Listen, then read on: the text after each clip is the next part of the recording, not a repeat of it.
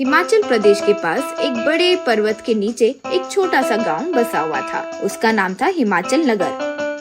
वहाँ लोग गर्मी के मौसम में बहुत खुश होते थे।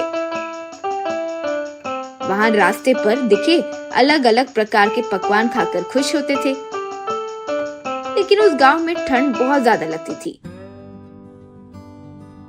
इससे रेडी पर चलने वाले कारोबार पूरी तरह रुक जाते थे। बस शाम होते ही गांव तो रुक सा ही जाता था।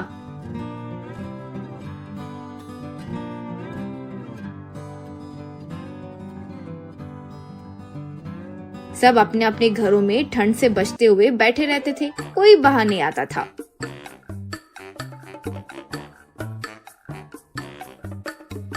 उसी गांव में गोविंद नाम का एक गरीब इंसान अपने बंडी पर बिरयानी बेचा करता था। उसके पास मिलता चिकन मटन बिरयानी उस जगह में बहुत मशहूर था। गोविंद अपने पत्नी बच्चों के साथ एक छोटे से झोपड़ी में गुजारा करता था। ठंड के मौसम में उसका व्यापार पूरी तरह रुक जाता था। इससे उसके पास करने और दूसरा कोई काम भी नहीं होता था, तो वो बहुत परेशान रहता था। बस स्टैंड में,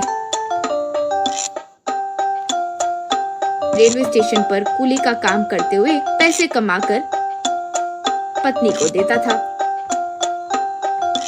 कभी कुली का काम नहीं मिलता तो उस दिन सब पानी पीकर पेट भरते थे। गोविंद के घर के पास ही परमेश नाम का एक बुरा आदमी रहता था। वो हमेशा पीकर जुआ खेलकर पैसों के लिए पत्नी बच्चों को मारते रहता था। गोविंद वो सब देखकर कई बार उसे रोका भी। एक दिन गोविंद की पत्नी, पता नहीं जी, ये ठंड आते ही हमारी परेशानियां शुरू हो जाती है। बेचारे बच्चों को भी भूखा रहना पड़ता है। भगवान हमें अच्छे दिन पता नहीं कब दिलाएगा, यूं कहा। तो गोविंद, वो भगवान जो भी करते हैं हमारे भलाई के लिए ही करते हैं। देखते हैं कि आगे हमारा क्या होता है, यूं कहा।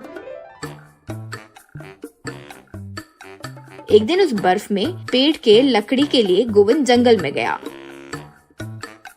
तब उसे दिखाई दिया कि एक आदमी के पीछे भालू पड़ गया था।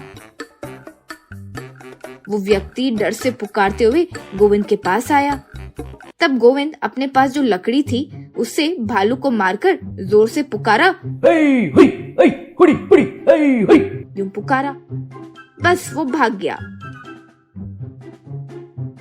तब वो व्यक्ति, बहुत बहुत शुक्रिया बेटा, ठीक समय पर तुम नहीं होते तो मेरी जान चली जाती थी। मैं जंगल में जड़ी बूटियों के लिए आया हूँ। मैं बहुत सारे मंत्र सीखा है। बोलो तुम्हें क्या चाहिए, पैसा या सोना? तब गोविंद अपने बारे में और परेशानियों के बारे में बताकर, श्रीमान, अगर मैं बहुत सारा धन ले लिया तो मैं बहुत आलसी हो जाऊंगा। मुझे मेहनत करके कमाना पसंद है। आप ही सोचकर कोई मदद कीजिए, यूं कहा। तब वो, हाँ, मैं जानबूझकर देखने के लिए ही कि तुम में कितना लालच है ऐसा पूछा। अगर तुम सोना या पैसे पूछे होते तो भी नहीं दे पाता। मैं तुम्हें एक वरदान देता हूँ। वो एक मंत्र है। उसे पढ़ने से तुम्हें बिल्कुल ठंड नहीं लगेगी। तब तुम ठंडे के मौसम में भी अपना व्यापार कर सकते हो। यूं कहते हुए वो मंत्र कान में बोला। गोविंद घर आकर जो हुआ वो सब पत्नी से कहकर, मैं कल से फिर से बिरयानी बेचूंगा, वो भी घर घर जाकर। बस अब हमारा मुश्किल के दिन दूर हो जाएंगे, यूं कहा। अगले दिन बंडी के पास आकर वो मंत्र कहकर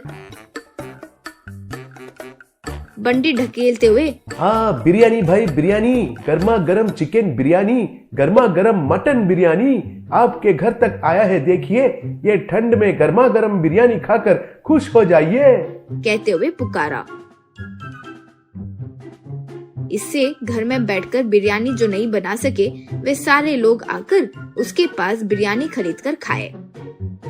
इससे उसे खूब पैसे मिले। कुछ सालों में वो अच्छा घर, कार सब खरीदा। एक दिन परमेश गोविंद और उसकी पत्नी की बातें सुन रहा था तो उसे मंत्र के बारे में पता चला।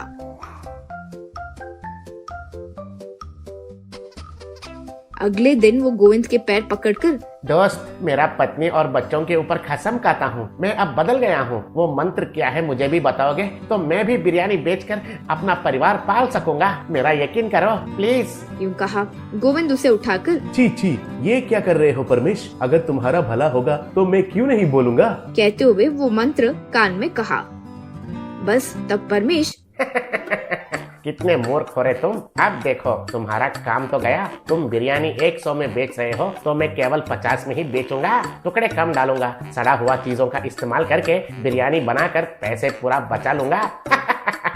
मुझ पर भरोसा करके मंत्र बोल दिया रे तुमने। यूं कहा तो गोविंद दंग रह गया।